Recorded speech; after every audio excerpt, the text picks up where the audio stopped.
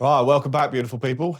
Today is day 2 of the garage to studio sort of challenge that we're looking at doing today.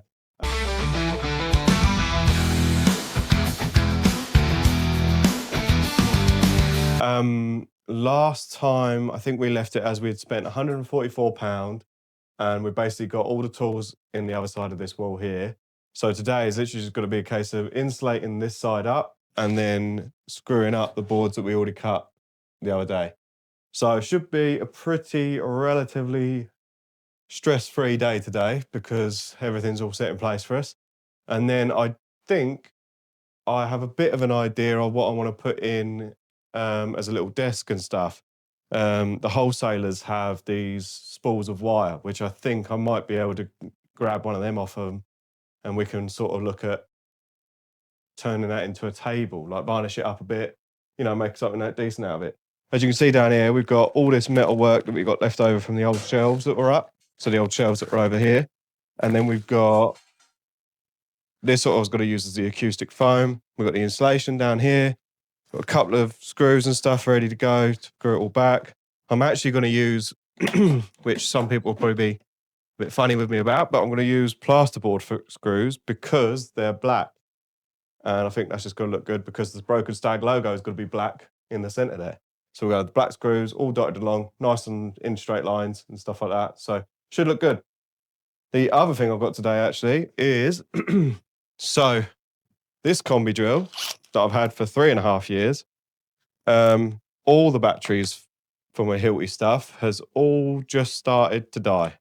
So this battery at the minute, even though it says it's full, will do about 6 mil SDS holes before it will die. And the combi doesn't hold drill bits anymore. So they kind of just fall out mid screwing up. So I went out and I had to get a new combi drill. So I've gone back to Milwaukee. This one's the fuel model, which apparently is their top spec version. I don't really know enough about the different, names they call them, because when I first bought Milwaukee, there was like Milwaukee Red and Milwaukee. I think there was a black edition or something as well when I was first buying them. That was like 10 years ago. But all my batteries from Milwaukee are still going, and I've got 6 of them. So I've gone back to this combi. So we'll see how it goes today. All we're doing today is just got to drill some holes through for the lights to come down. And then we've got them wall lights that we found the other day. So it should be, relatively easy day. So we've got to get through it now. What I'll do is I'll start putting the insulation in and stuff. I'll leave it recording, but I'll just whiz through it because it's a bit boring to look at, I would imagine. But yeah.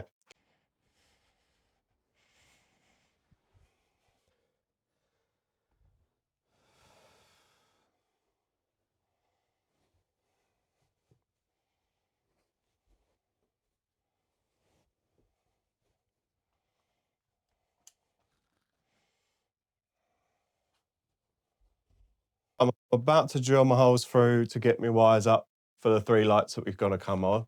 The lights up there, they're going to come off of this feed for the sensor. So as soon as you walk in, all the lights will turn on. I just thought I'd say, so one thing I noticed with this drill, it has the same thing as the Hilti does, which it's one of these, I think they call it like a smart stop or something like that, rip stop. And basically, it just cuts out if the drill snags on something. Now, I must admit, it has come in handy on the Hilti, just on the big old bits of wood that you're trying to drill through. Sometimes the drill bit can snag. So it got that and it just cuts off. So it's a real nice little thing to have if you are in the armor market for a new drill and stuff. I mean, this one actually flashes at you as well to let you know. Sort of flashes at you. Lets you know that's engaged and that's why it's cut out. So yeah, just a nice little thing, but I just thought I'd mention it as I was going. So yeah, we just got to drill the hole up here and then we'll go across to pick up for the 3 lights. So not too bad. All I'm going to do for now is just poke the wire up and then I can grab it from taking down one of these lights and fishing it over. So just got to be one in, but I don't want to power it up yet until we've got the actual fittings mounted up and bits and bobs like that. So yeah, for now, we're just going to drill the hole. Obviously, I could drill the hole here, through here, because I know there's nothing up here. There's no cables, there's no pipes, nothing. If you're doing something like this yourself, just make sure, if you can, take down like a board nearby, or if you've got floorboards above that you can just pop up, pop those up just to make sure that you don't have any cables or pipes above. Don't drill blind. It takes 2 seconds, sometimes half hour to just check. But it will save you like hours if you end up hitting a cable or hitting a pipe, something like that, and just cause all sorts of nasty business. Right, so we're putting this cable up. I've actually drilled this hole somewhere nearish to my downlight hole. The idea is I'm just going to poke this up here, feed it right over, and then pull it through here, and I'll leave it just there, ready to connect when we actually need it. That means then I can put everything back and know that I'm all nice and safe until it's all powered up. Nothing worse than getting a belt in your own house. Not that I've ever done that.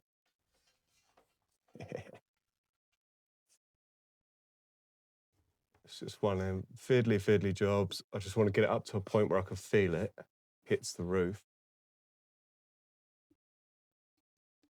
Out there. Lock that in there.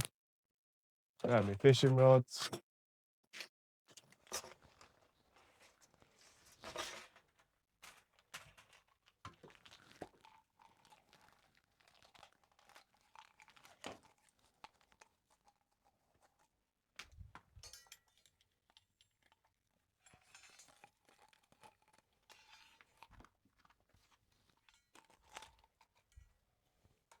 Fishing rods have a little hook on them in the pack, so basically just got to stick that up there in the angle where that cable's just poked up, and we'll see if we can grab it.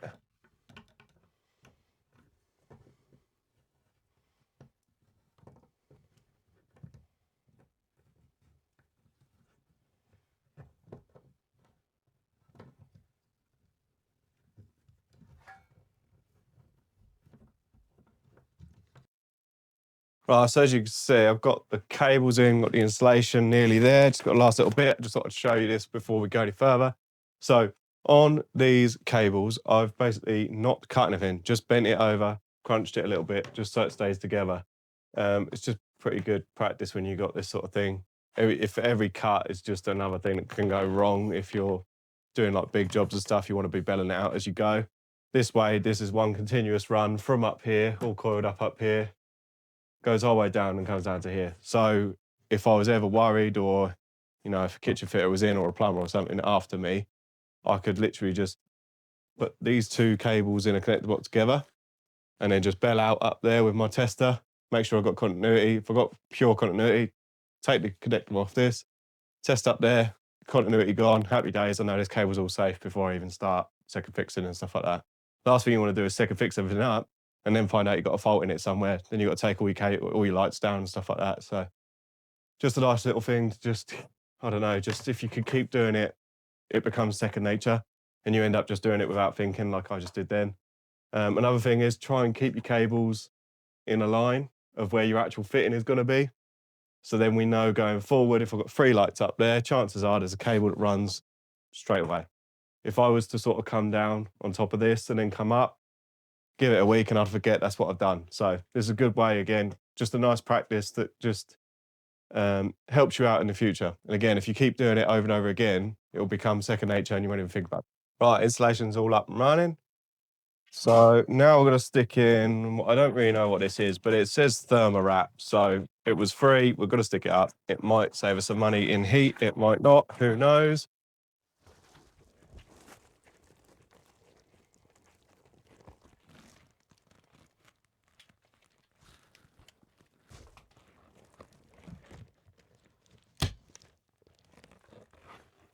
The only DeWalt thing I have, given to me for free, which is the only time anyone's ever had anything DeWalt.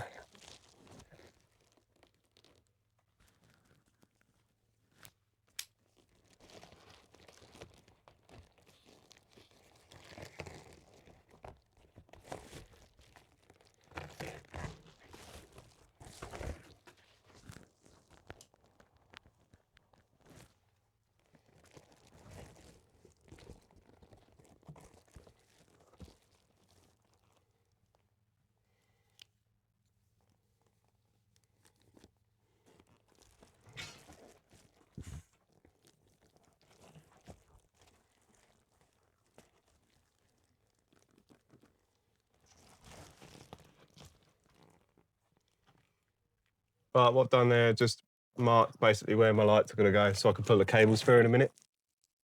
And then what we'll do is we'll clip away at the top, staple at the top, work into our way to the right, keep it nice and tight.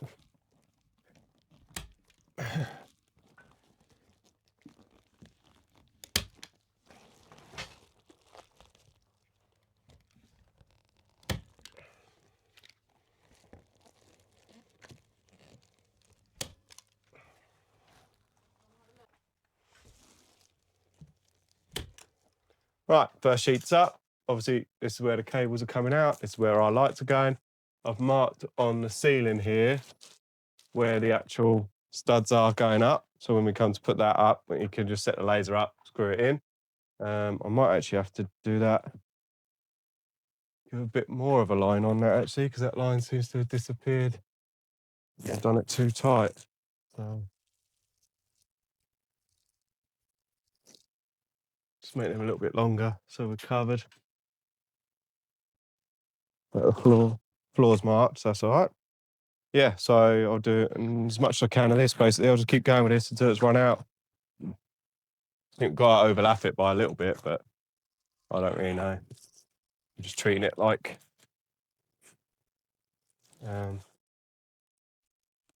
almost like I call that stuff felt or something, you know? Goes on the roofs.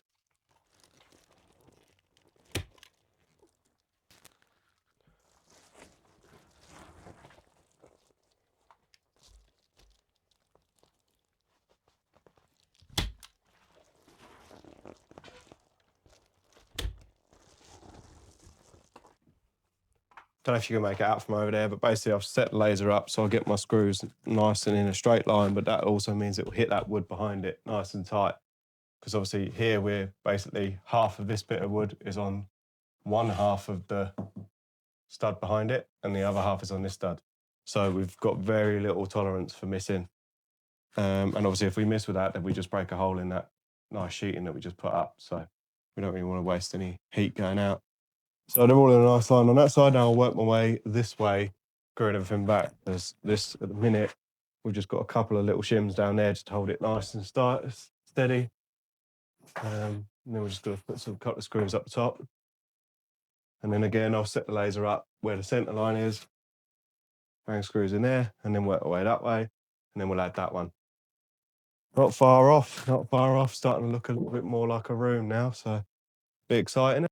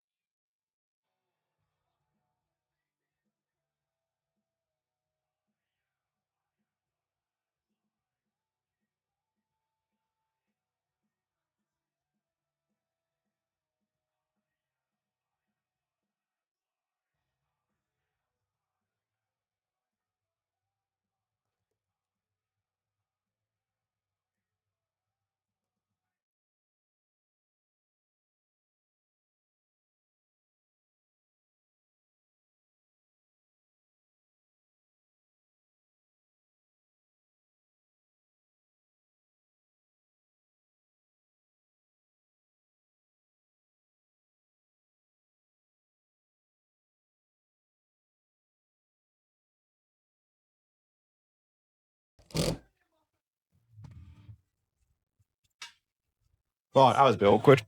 Basically, where that wall's totally pissed as hell. We were tight at the bottom. I had a massive gap between here. So hopefully we rectified that there. So we'll just screw it back down now. It should be all right.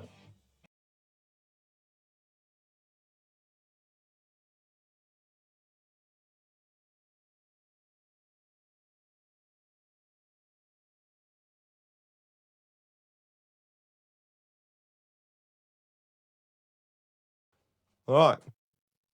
OSB's up, nice and warm. All screws are in nice and shallow and stuff. As you can see, I use the laser just to get them in a nice straight line and stuff. I don't think you really see them from that distance anyway, but it's more just for me. I always feel like if you get it all nice and straight, each screw is at 200 mil as well. Whole way down, so 200, 400, 600, 800, that sort of thing. So again, everything looks all nice and uniform. I might edge strip it just with like a little bit of ripped down OSB as a sort of makeshift skirting because we've got so much of this OSB left. But we'll just cross that bridge when we come to it. It's not really something that's necessary. It's not like gonna keep any more heat in or anything like that. But so for now, we're just gonna do the lights. I might bring you a little bit closer when we're doing the lights. So let's have a little look see. Because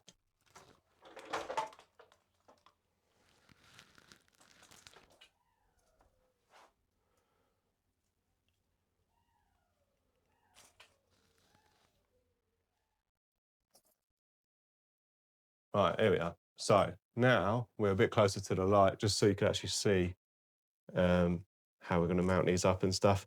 So now we can cut them. Got our ins and our outs. There's there's probably multiple ways to strip a cable realistically, but there's two that are most commonly used. Obviously, we don't need the cables this long. So generally speaking, sort of go that one and that one. So one way of stripping is grab your cable like that, cut sort of in the center, split it apart, get your shiny copper, grab your copper, pull it up. Then you've got nice stripped cable, and then basically just cut down where you grabbed for the bend, and then strip off. Strip off. That's ready to go. The other way of doing it is simply score with the cutter, slice a little bit off the edge, slice a little bit off of that edge. So I don't know if you can see it there, you just sort of see where I've scored it. And then basically have it a little bit off and then pull it. Depending on what you're doing, that looks a bit neater to me, and it keeps all the copper unobstructed by the cutters and stuff. If you nick a line in that copper, it will snap eventually. Might not snap straight away, but it will snap eventually. So that's the cable stripped, ready to go. Then that's the actual light we're using, just because it was one that I had in the garage. Got 3 of them in there. I'll just open it up for you now. Nothing too exciting, just a bog standard downlight with a little GU10 inside. This one's actually a weatherproof one. Obviously, we don't need weatherproof in here now. We're fully sealed up, even the heat can't escape. Right, on this centre one, we know we've got wood behind it. On these, there is actually a up. I don't know if you can see it written on there at all. And the only reason why they're saying go up is because it's got a little drain hole in there. That's the drain hole there. So the idea being that if water does get in somehow, if you were doing this outside, if water does get in, at least the water has a space to escape rather than get trapped in there and you've got no chance. So what we're going to aim to do is get these level.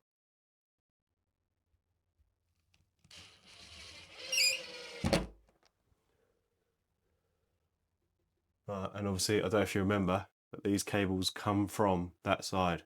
So we're not going to use this fixing hole here. We're just going to do our own one down here somewhere to make sure that we don't actually catch the cables that we've only just put in.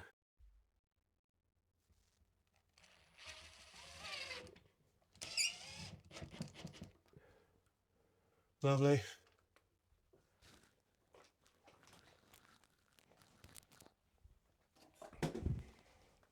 Next thing is on these, can't leave bare copper out.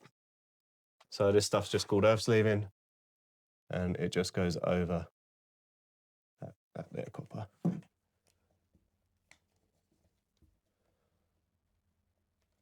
Same again, over that bit of copper.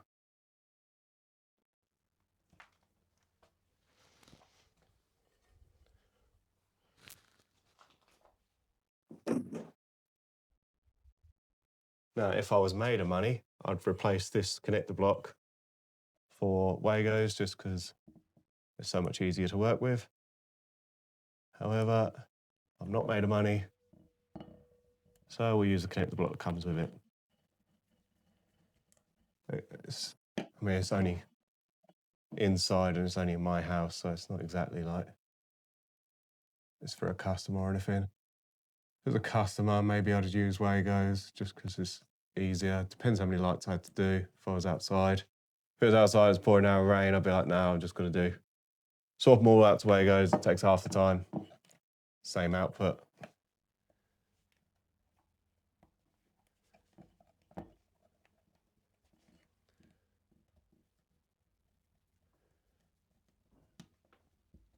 There we go. Right, then we do a tug test. So just tug on them, make sure they don't come out. Then we know that's a good fix in. So now if this was outside, I'd always do this as well. Try and put the connector block as much as I can to the top. Because again, if the water does get in, at least if the connector block's up, the water won't get trapped and then just sit in the connector blocks. All right, let's hope that'll hold.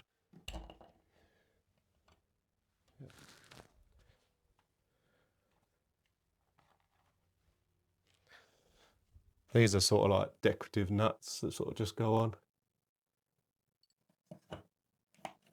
Cover up that silver.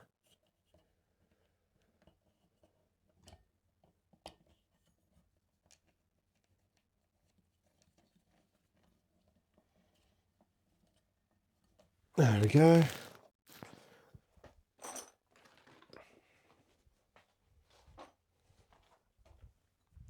These were just loose GU10s that I had, but at least they're LED. They might all be different colours. We'll find out when we power it up.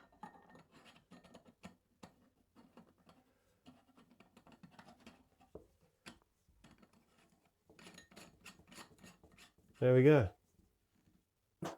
One light down, two to go. Right, we'll go through it once again. So with this light, we've got plenty of slack behind there. So we'll pull it nice and tight and then we'll cut these cables short, but not to the point where we're going to be looking for cable and fighting for cable. We'll strip it again. Like I said before, there's kind of two main ways. Straight down the center, split apart, find the shiny copper, grab the shiny copper, pull it towards the hole, and there you go. Now the thing is, because where we grabbed it here, that's like a weak spot on the copper now. So what we'll do is we'll just bring it all back together, cut all that off, and now we know we've got nice clean copper that way. So, and then the other way of doing it is just make an indent. Let's do a little bit off the insulation on that side, a little bit off the insulation on that side, and then pull it apart. Depending on like what brand of cable you got, this might be easier or harder, but doing it that way just means you've normally got a bit more of a nicer strip there, and it means you haven't damaged the copper anywhere. Honestly, it don't really matter either way you do it. There's probably other ways as well that people use, but that's just the two that I've always been taught. Oh, that's a lie, actually. I was taught once to run a Stanley knife down the grey, but that's a lot of effort and a lot of time for the same output. Right, next thing is the cable base. So if you were actually doing this light outside, this is your cable base. What I would suggest to do is flip it around and put a bit of silicone around there. Leave this bit, that's the drain hole. So leave that and just do a little bit of silicone like that. And then that should stop any water getting behind it. But if for any reason any water does get in, like maybe through the brickwork, if this was brick, sometimes you get water dropping behind. If any water did get in from somewhere like that, it would come out the drain hole. But you can go as much as you need to with the silicone stuff. It just makes it more difficult for you if you ever want to take the light off.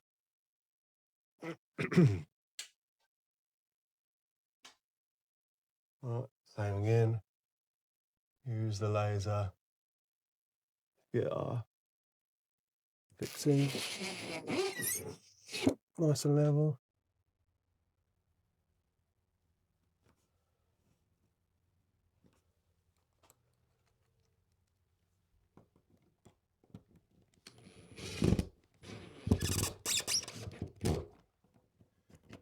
Just do that, make sure, that just makes sure that my cables haven't been screwed for whatever reason. if you were to sort of try and do them and you could feel they're really tight, that means your chances are you might have screwed it. When you screwed straight through the wood, you might have screwed into the cable. Next part's the earth sleeving again.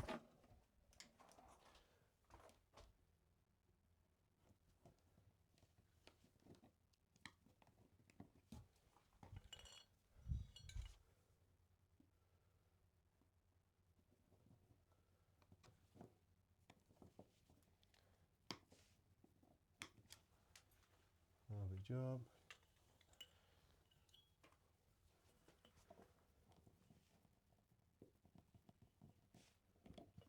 Probably should have said maybe earlier, but just for those that don't know, blue is neutral, green and yellow is earth, brown is live.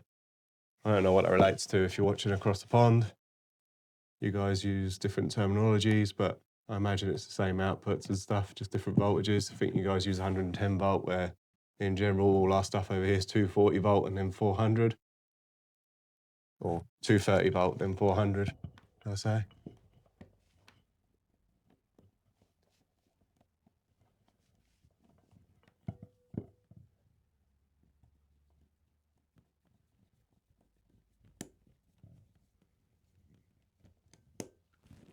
There we go. Live earth neutral in. Same again, tug test. Tug test, tug test. There we go. Make sure all our cables are nice and tight. So again, try, if you're doing this outside or in general, just good practice, try and put the connector blocks to the top as much as you can. Again, just means if moisture is dropping down that drain hole, this is up here, you've got very little chance of water sitting in the connector block itself.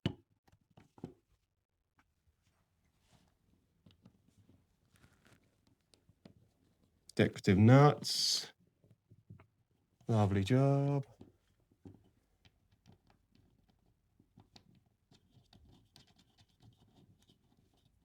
There we go. Sweet light Tropicana. Happy days. Right, so that's all 3 lights done now. Right, it's all 3 lights up. There's a little bit of, that one doesn't quite look, looks a bit ropey, but I think it's all right now. There we go, all 3 lights up, and you can see we're very tight on headroom in here. So I'm 6 foot for reference. Probably only got about 4 or 5 inches clearance above my head. Luckily, I don't do a lot of jumping. But yeah, there we go. So that's that bit sorted. Now I'm just going to get a couple of chairs in and a desk, and we're good to go. It's all exciting, isn't it? There's a couple of little odds and ends I want to do, but realistically, it's only been a couple of hours today so far. So I think I want to finish the rest of it tomorrow.